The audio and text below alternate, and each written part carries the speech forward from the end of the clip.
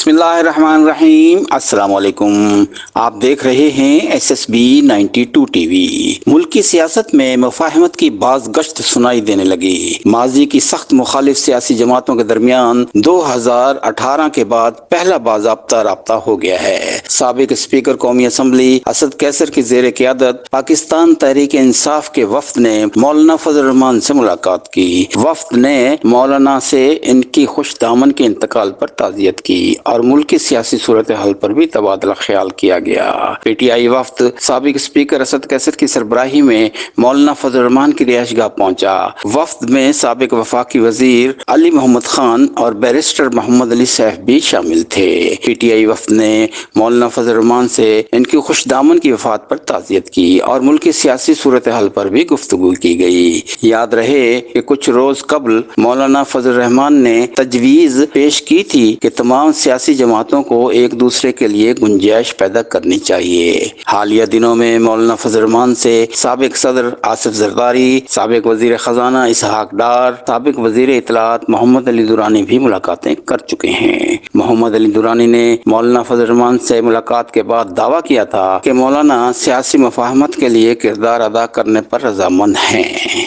S S B 92 T we.